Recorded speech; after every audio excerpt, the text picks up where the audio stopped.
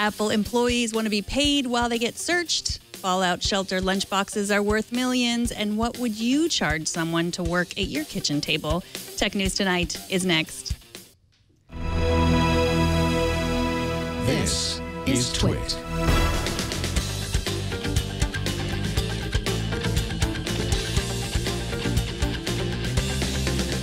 This is Tech News Tonight, episode 382 for Thursday, July 16th, 2015. This episode of Tech News Tonight is brought to you by Braintree. If you're working on a mobile app and searching for a simple payment solution, check out Braintree. With one simple integration, you can offer your customers every way to pay. To learn more and for your first $50,000 in transactions fee-free, go to BraintreePayments.com/TechNight.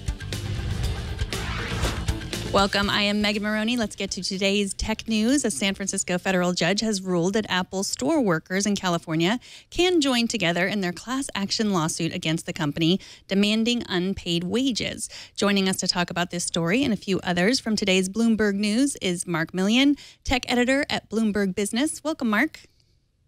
Hey, Megan. So what is this class action lawsuit all about?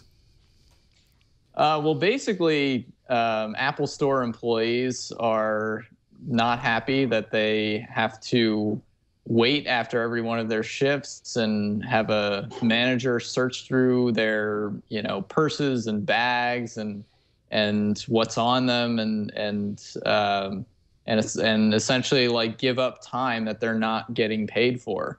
It's a requirement as part of their job, and they're not getting paid, and so.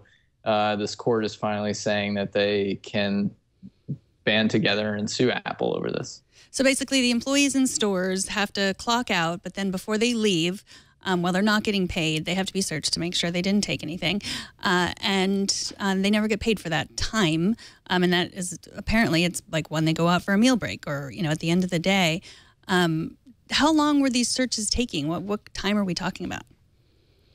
Well, I mean, it depends. These searches actually aren't all that uncommon in retail. In my past life, I worked at a couple of retail stores and was required to submit to these searches upon leaving the store.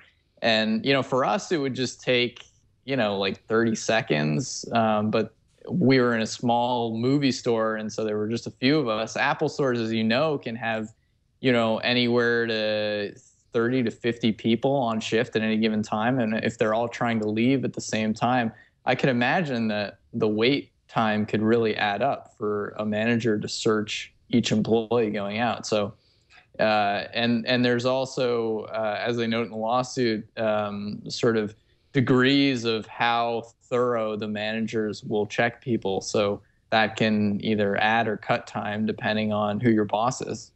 Yeah, so they said it's demoralizing, which is one thing. I guess you agree to do it, when you become an employee. But I mean, what their a bigger argument is just like this is time that they're not getting paid. And that was a requirement by Apple. I don't know. It's, we talked about this before the show. It's unclear whether it happened to every employee or not. I mean, they say that it's mandatory, but also Apple says not every person and not every manager did it. So now that it's a class action lawsuit, now that they're including all Apple employees or all Apple employees that want to be part of this class action lawsuit, like that could add up to a lot of money. Right. It could add up to a tremendous amount of money. And this particular ruling says that a little over 12,000 workers at Apple stores are allowed to participate in the class action lawsuit, and that covers 50 stores.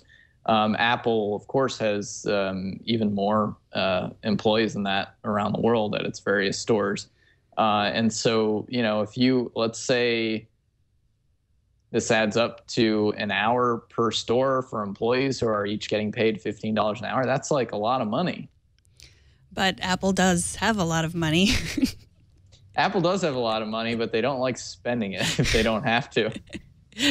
Right. I mean, it's interesting because Apple employees are, historically just love the company and, are excited about their job and, they're evangelists that, that it's a great job. So this is surprising. This kind of thing hasn't happened before. I mean, we've heard about Apple getting in trouble for their employee practices, but that's usually in places far away and things that are worse than just getting searched and not getting paid for it, right? Right. There was actually a really close parallel to a lawsuit that went to the Supreme Court last year. It was workers at Amazon warehouses suing for a very similar kind of search. Even when they show up on the job, they're required to go through a search process and stand in these long lines, and it can take a lot of time. In that case, the Supreme Court ruled that Amazon doesn't have to pay the workers. So, I mean, it is not a one-to-one here between the Amazon and the Apple cases. It's for one, it's retail versus logistics and warehousing. But that ruling does not bode well for the employees that hope to sue Apple. Right. And so this started with just a couple of employees. PC Magazine and Mac Rumors also reported on the story. They said that the people who originally filed the suit emailed Tim Cook about the searches back in 2012, and he allegedly forwarded the email to HR asking, "Is this true?"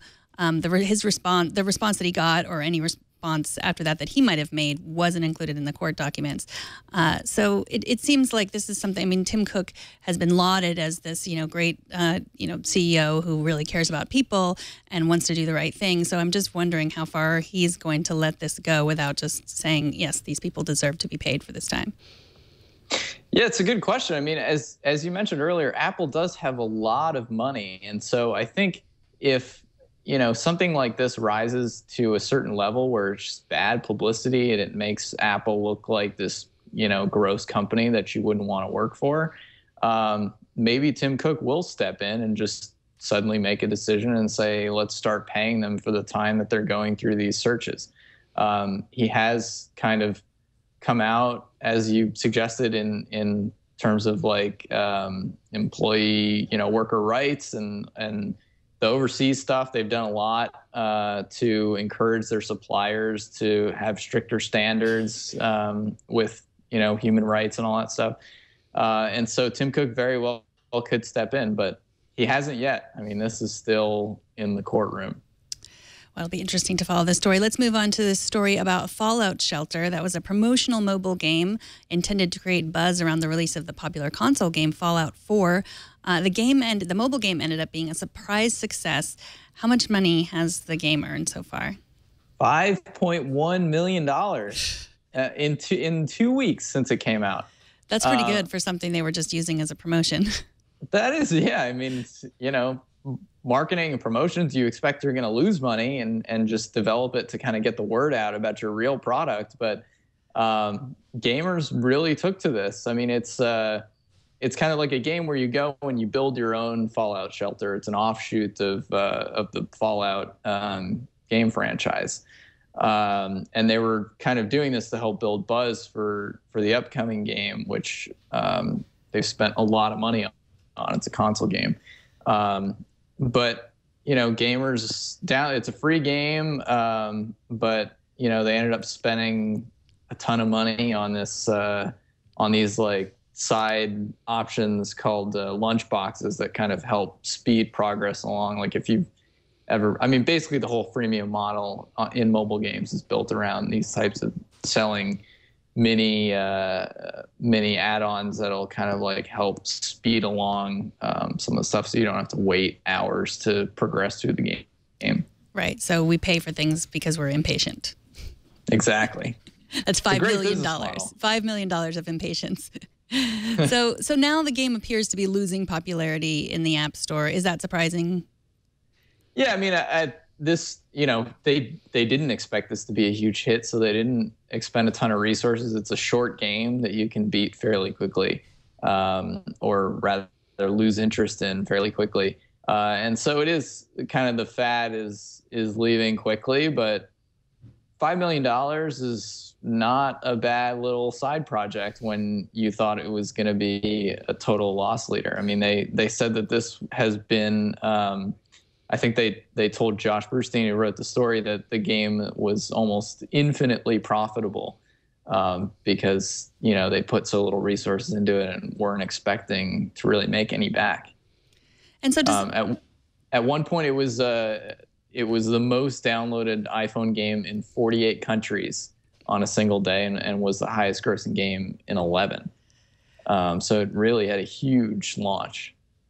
But the article in Bloomberg points out that just, that there's very few games that can beat the #1 games in the App Store that are just designed to keep people coming back, keep, people buying in-app purchases, just sort of so addictive. And that's not really what they were aiming for. So they're not that disappointed that it's not as popular. Right, yeah. I mean, this is no Clash of Clans or Candy Crush or anything like that. I mean, I think this demonstrates that console companies do have the potential not only to translate franchises to mobile, but also to create some pretty good games. I mean, a lot of the great minds that they have within these console of makers can create some really interesting, unique mobile games. And amid all these questions, is can mobile survive and translate to new platforms? I think this is one example that suggests that in the long term they might be able to. And this is a question that's particularly top of mind for a company like Nintendo, which is finally giving up the fight and working with this Japanese company DNA to bring some games with Nintendo characters to smartphones. Right. They didn't want to have anything to do with mobile for a long time, and now they've sort of decided, oh, well, maybe there is some money in there after all. Yeah, I think Nintendo was afraid that they were going to get Sega'd by bringing, games to smartphones and kind of end up being just another third-party developer on a platform and not really make a ton of money out of it and kind of lose its cachet. But they're going to test the waters on smartphones, and I think it could be a pretty smart move. I mean, you're not going to get the same games on a phone that you're going to get from a Nintendo console or even the DS, or even, I don't even think that they'll do a Game Boy style version of any of these games. I think it'll be something completely new with familiar characters, and it could work for them. I mean, it worked for Fallout here. So another story on Bloomberg is about an interesting new twist to the sharing economy. Apparently people are renting out chairs at their kitchen table for people to work just for the day. Can you explain what this is all about?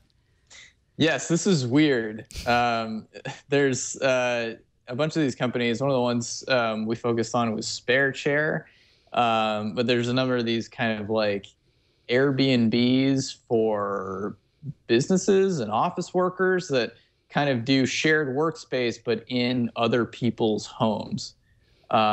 So you can kind of rent out someone's dining room table or their home office and then work for a day or a few days from another location. And, these companies say it makes sense for, particularly working parents or, people with roommates who kind of want to get into a different space and have their own work mindset, but they don't want to spend the upfront costs of doing, a shared workspace where you have to commit to stay somewhere for 6 months or a year. It seems like there are a lot in Brooklyn that seem to be people don't want to commute from Brooklyn to Manhattan. Course, yeah. That's it's a very Brooklyn thing. So yeah, there's definitely the commute factor to it. People want to stay close by, but they don't want to work at home. That's attracted a ton of people here. But there's a few of these companies like Spare Chair and Desk Time is another one that will rent out kind of non-conventional working spaces like recording studios, for example.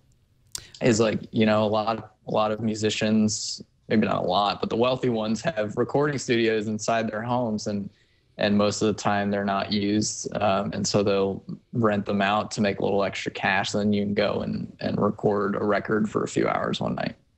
You also mentioned there's art studios as well. So for just a chair, how much could I get for a chair at my kitchen table right now? I guess in Petaluma it probably is a lot less than it would be in Brooklyn. Yeah, one example was a space in Chicago will go for $5 a day, so affordable. Maybe get about $15 in Manhattan for a day. So it's not like an Airbnb where you're renting out an entire room or the entire apartment and having to deal with cleaning fees and all the other things associated with someone staying overnight. It's not a big moneymaker in that way, at least not yet. And also, I think there are far fewer people right now who are looking for a desk to sit at when they can just go to, a Starbucks. Right. So, I mean, is it worth it to these people to invite strangers into their home for $10 a day? I mean, clearly there are a bunch of people who are into it, at least willing to try it out. I guess, and it's the sharing economy, Megan. Any that counts, and you want to be a part of it, you got to give back to the community. So what you're saying is this is a millennial thing, and I don't understand. Yeah, I'm a millennial, and I don't really understand it. So, yeah, I mean, it's like a weird millennial thing. Okay. So speaking of weird millennial things, Tanya Anger, she wrote a piece in Bloomberg about how millennials in Singapore are using Airbnb. Tell us a little bit about how they're using it. Yes, I love this story. So I think most people, at least outside of Asia, don't know that it's extremely common in certain Asian countries, particularly Singapore, for young single people, even into their mid-30s, to continue living with their parents. In Singapore, the government says that 97% of single people aged 15 to 35 still live with their parents. This is like a traditional, Singaporean tradition thing, bred around family values, but you're living with your parents. It's tough. And especially if you want to meet people. And so, one of our reporters in Singapore talked to a bunch of people in their 20s and talked to Airbnb and another local company, Rumah Rama, who says that they're actually seeing a significant amount of demand in Singapore from young people who are just renting, a house down the block so that they can, have it for a weekend to throw a party, or, after a date night, they have a place to go back to that doesn't have their parents in it. So it's an interesting, I mean, you think of these companies like Airbnb almost exclusively as like a tourism platform, like a place for, when you're traveling, it's a competition for hotels. But here in these certain countries where the culture is a little bit different, it's actually been a big, service for staycations, people who just want a place to go that's not their parents' house. A place where no one asks you when you're going to get married and have children. Exactly. Yes. Well, who knows what the sharing economy will come up with next. Thank you, Mark, so much for coming and talking about these stories with us. Mark Millian is a tech editor at Bloomberg Business, and it's at Mark Millian on Twitter. And what else does Bloomberg have up that we'd be interested in taking a look at? We've got lots of good things coming up just right now on the East Coast, or in a few hours on the West Coast, is an interview with Hugo Barra, the vice president at Xiaomi. We spent about 30 minutes sitting down with him talking about all sorts of things, including whether or not Xiaomi will make a car. And so that's Studio 1.0 on Bloomberg TV. And we also have a Q&A up on Bloomberg.com/tech. Well, thank you, Mark. We look forward to talking to you again soon. Sounds good. Take care. Coming up, Intel struggles with Moore's Law, Reddit refuses to take a stand, and Silicon Valley is nominated for an Emmy. But first, this episode is brought to you by Braintree, code for easy online payments. So let's say you have a great idea for a mobile app that's going to make even more money than Fallout Shelter, the app we just talked about.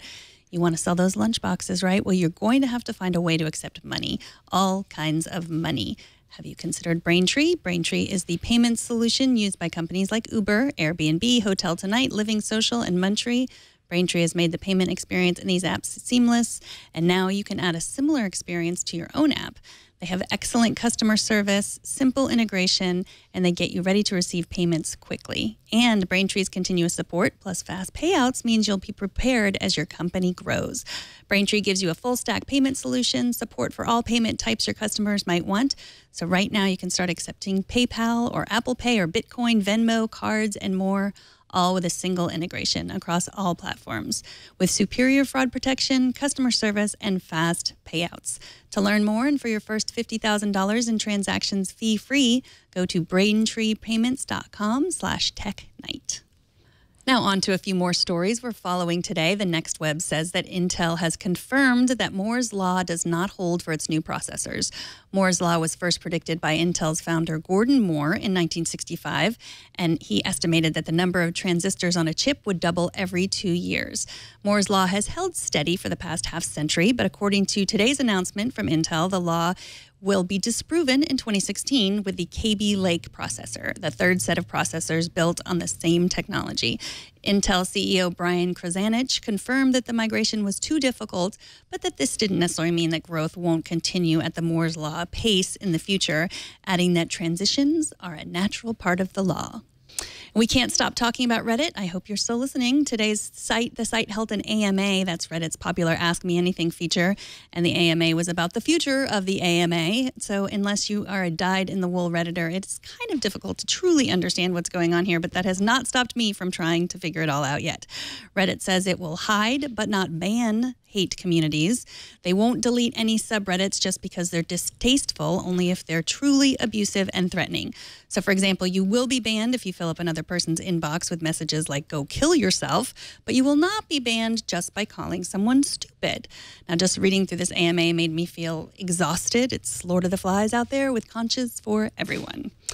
Twitter's head of communications tweeted his departure from the company today. Recode reports that Gabriel Stricker, who came from Google in 2012, did not appear to leave his position willingly. Twitter announced that they would be bringing in new leadership, shifting communication strategy and direction, and desperately trying to show the world the value of Twitter. I, of course, added the word desperately. They did not say that. TechCrunch confirms today that Facebook's Oculus has acquired an Israeli computer vision specialist company called Pebbles. The company creates the technology that allows users of virtual reality goggles to see their hands and fingers in their virtual reality vision. Oculus will reportedly use this technology to allow users to control virtual reality games with hand gestures. And finally, the Emmy Award nominations were announced today. In case you care about that sort of thing, HBO's Silicon Valley, which is basically a better written, better acted version of the show, was nominated for Outstanding Comedy Series. There were also several nominations for original programming on streaming-only networks, Netflix and Amazon. Nominations from Netflix included House of Cards and Orange is the New Black for Outstanding Drama Series and Unbreakable Kimmy Schmidt for Outstanding Comedy Series. And that is it for this edition of Tech News Tonight. Did you know we are on Facebook? We're at facebook.com/technewstonight with the number 2. You can like us to get links to the show when it's posted and the stories we talk about and stories we just like for you to hear or listen to. You can also subscribe to this show at twit.tv/TN2. Write to us at TN2 @twit.tv. And you can watch live every weekday at 4 p.m. Pacific. And don't miss our morning news program, Tech News Today, every weekday at 10 a.m. Pacific, 1 p.m. Eastern. I am Megan Maroney. Thanks for watching. Bandwidth for Tech News Tonight is brought to you by Cashfly.com.